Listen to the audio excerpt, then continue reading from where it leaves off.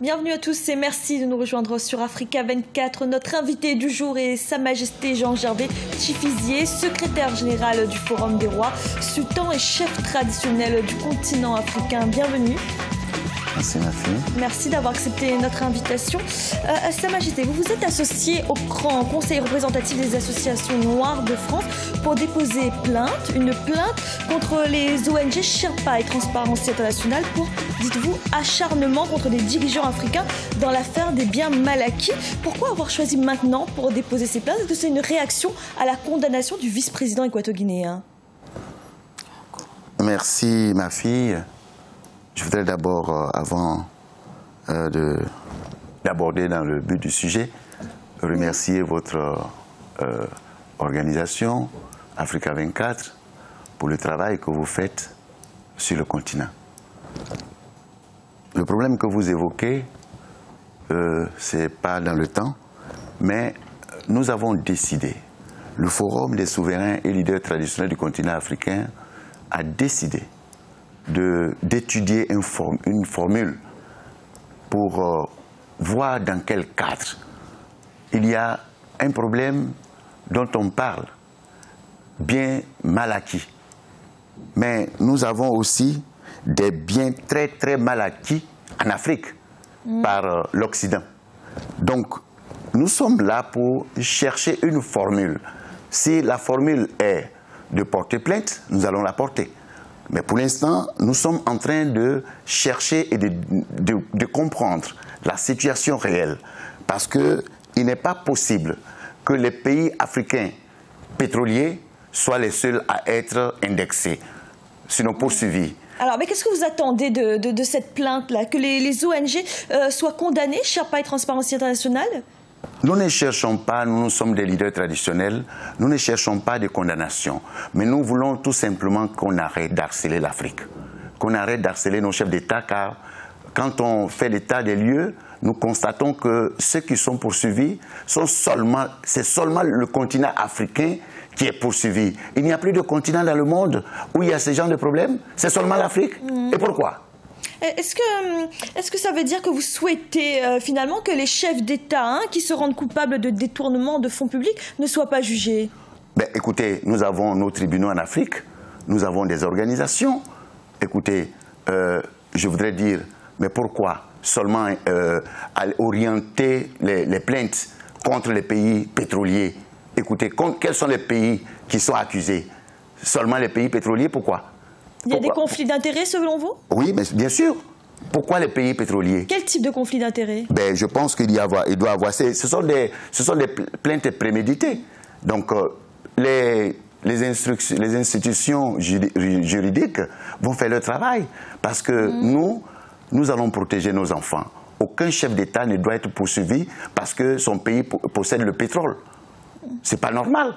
Vous parlez d'acharnement contre les pays africains, contre une ONG comme Sherpa, mais lorsqu'on sait que Sherpa a déposé plainte contre le groupe français BNP Paribas dans l'affaire du génocide rwandais, donc l'ONG finalement Sherpa ne vise pas que les intérêts africains.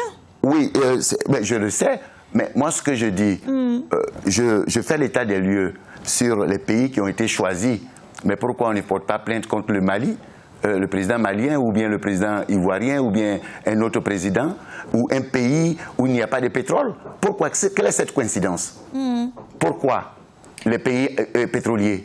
Alors une question qui se pose aussi, c'est pourquoi avoir choisi de vous associer au CRAN pour déposer ces plaintes? Non, nous ne sommes pas. Nous ne sommes pas. Le roi ne s'associe pas. Ce sont nos enfants. Vous savez, le CRAN est une institution qui a été choisie pour mettre en place de nouvelles institutions concernant la 6e région. Donc nous pensons que si l'Afrique leur fait confiance, nous avons la possibilité de demander leur conseil en tant qu'intellectuels, en tant que sachants dans le monde moderne, parce que les rois ne se trompent pas. Donc ils doivent nous éclairer, mais nous ne sommes pas associés. Est-ce que vous ne craignez pas que l'on vous reproche de finalement défendre plus les intérêts des chefs d'État que les intérêts des peuples? Vous savez, les peuples, d'abord, c'est vous qui avez fait venir la démocratie. Donc, nous parlons de démocratie. Quand on parle de démocratie, le peuple choisit son président. Et dès lors où le président a été choisi par le peuple doit protéger son président. Merci. Est-ce que vous pensez que c'est la mission des chefs traditionnels d'amener ce genre de plainte devant la justice? Oui, parce que nous commençons à en avoir un peu trop. Et vous savez, on peut aller au-delà. Vous voyez, aujourd'hui, nous avons presque d'autres systèmes qui sont en train de naître.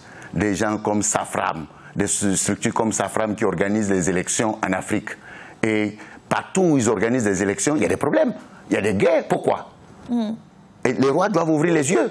On ne va pas détruire notre continent. Concrètement, qu'attendez-vous aujourd'hui de ces plaintes? Que les ONG soient condamnées et que finalement elles soient réduites au silence? Mais pour l'instant, nous n'avons pas encore décidé l'orientation de la chose. La plainte, peut-être que si c'est en définitive l'initiative que nous prendre, on la prendra. Mais je ne pense pas que ce soit forcément ce qu'il faut faire. Nous sommes en train d'étudier avec des conseillers, justement avec des experts, pour voir quel est le chemin et quelle est la bonne manière pour essayer d'arrêter tous ces problèmes. Parce que l'Afrique est un continent qui a besoin aussi de son indépendance. Et donc on ne peut pas continuer de créer des problèmes pour tuer nos enfants. Vous voyez aujourd'hui ce qui s'est passé, regardez même au Kenya ce qui se passe. Et qui a organisé les élections au Kenya? Regardez en Côte d'Ivoire, qui a organisé les élections? Mais encore, on s'apprête à préparer. Écoutez, je souhaite. Oui. Moi, nous souhaitons. Nous avons écrit au chef d'État français. Nous voulons le rencontrer et trouver, vous savez, ma fille, une seule chose.